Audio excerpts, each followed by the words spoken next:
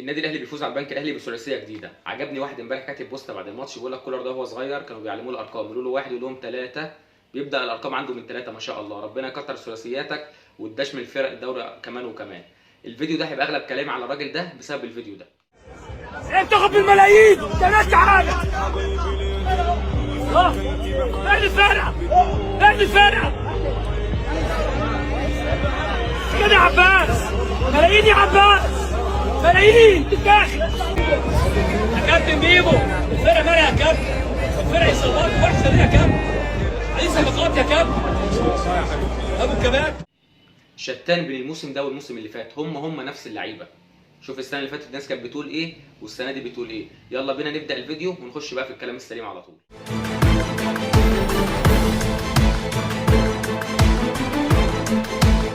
الراجل ده اكبر ميزه فيه انه عنده حته تطوير اللاعبين. يعني عندك دلوقتي هو طور مين؟ عندك بيرسي تاو، حسين الشحات، محمد هاني، محمود عبد المنعم، كهربا صلاه النبي من ساعه ما رجع ما همهوش فتره الغياب، بيسجل وهو هداف الفرقه دلوقتي، جاب 13 جول من ساعه ما رجع.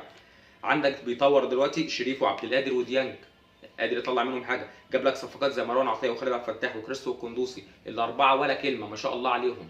هيجي واحد يقول لي طب ما هي نفس بدايه موسيماني. لا يا بابا لا.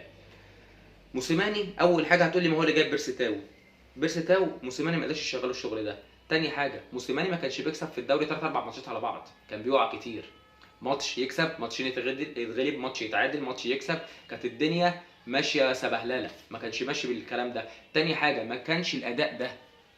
موسيماني ما قدرش يوصل بالفرقه حتى في عز ما اللعيبه دي كانت جعانه كوره، ما قدرش يوصل بالمستوى ده ويطلع منهم الاداء ده. خدت بالك؟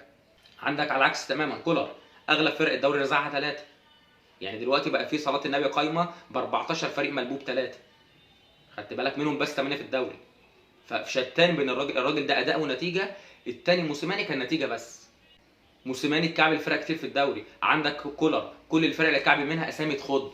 يعني اتكعبل من مين؟ اتغلب من الريال وفلامينجو في كاس العالم للانديه، واتغلب من سان داونز، يعتبر الفريق الاول كان المرشح لدوري ابطال السنه دي، فرقه تقيله وكلنا عارفين الفرقه دي رخمه ازاي.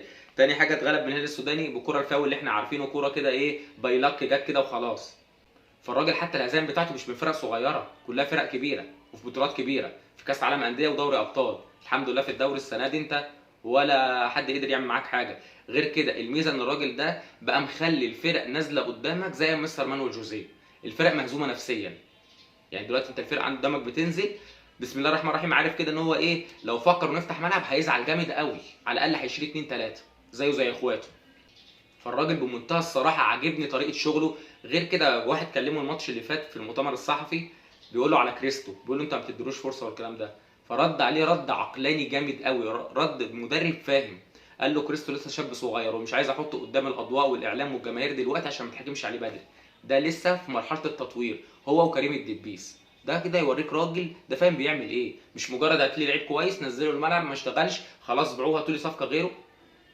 راجل عارف بيعمل ايه. محمد شريف يقال جاي له عروض قال لهم ما تمشوهوش، انا عايزه هقدر اطور منه.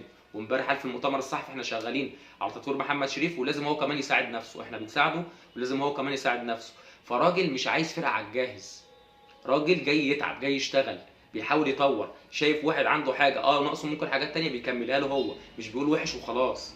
فالجيل الصغير اللي بيتفرج على النادي الاهلي وبيشجع النادي الاهلي دلوقتي، كنت تسمع الجيل اللي قبليك عمال يقول مانويل جوزيه، انا عايز ابشرك وافرحك، انت حاليا داخل على نفس العهد ده، انت هتشوف نسخه جديده من الجيل ده. لان عاجبني التطوير اللي عامله للعيبه. هو الحاجه الوحيده بس اللي ايه وهو يمكن معذور فيها حته علي معلول، ان الراجل ده شبه بيلعب كل الماتشات. معلول ده بقى اللي قصه ثانيه وحدوته وبتاع، وخلاص بقى من اساطير.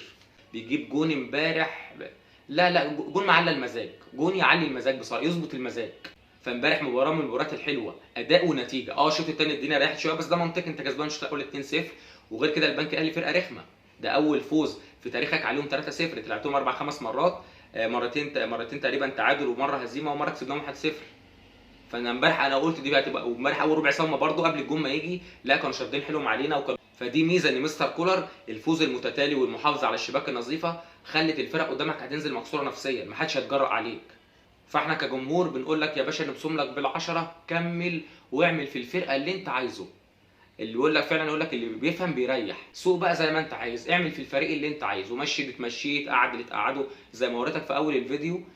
هي لان هم نفس اللعيبه. بس انا بشوف الناس كانت بتقول ايه، عايزين صفقات يا كابتن بيبو، هم نفس اللعيبه.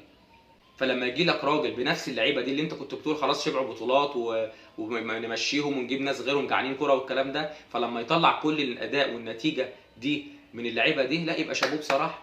تاني حاجه، انت مش واخد بالك السنه اللي فاتت كان حصل حاجه غريبه قوي. لما جينا كنا بنبيع لعيبه وعايزين نجيب مثلا لعيبه من انديه ثانيه، كان الانديه الثانيه بيعرض عليك انه ياخد من عندك 2 3 لعيبه وفلوس مقابل لعيب واحد من عنده. شوف انت السنه دي صلاه النبي كل لعيب جاي فيه كام مليون دولار ومن انديه بره. السنه اللي فاتت ياخد منك 3 ومش عارف عايز ياخد كوره كفر كمان ويديك لاعب من عنده وعايز فلوس. السنه دي صلاه النبي انت مش ملاحق على العروض اللي جايه لعيبتك، بالعكس انت عمال ترفض. انت دلوقتي لو النادي الاهلي مشي في فكره استثمار ومشى اللعيبه وقال لك اكسب فلوس، لا ممكن يخش له نص مليار جنيه من اللعيبه اللي هتتباع. فهو الحمد لله خطوه بتقربنا خلاص من الدوري. الماتش الجاي فيوتشر بعدين نادي الاسماعيلي، اتمنى نحسمه في مباراه نادي الاسماعيلي. نفسي عايز الدوري نحسبه في مباراه الاسماعيلي، مش عارف كده هيبقى طعمها حلو، هيبقى عامل زي كأنه نهائي. فان شاء الله نحسم الدوري باذن الله في مباراه نادي الاسماعيلي. بالتوفيق للنادي الاهلي في المباراه الجايه ان شاء الله يوم مع فيوتشر يوم الاحد ان شاء الله الساعه 8:30، وان شاء الله نتقابل بعد المباراه والنادي الاهلي عامل برده اداء ونتيجه وماتش حلو ونعلي المزاج. ويا سلام لعيب له كمان لو تجيب جون. كان نفسي امبارح قفشه يجيب جون في ابو جبل عشان نستعيد الذكريات الحلوه، بس مش مشكله تتعود ان شاء الله في الايام الجايه. نتقابل على خير ان شاء الله والنادي الاهلي كسبان. مساكوا زي الفل، السلام عليكم.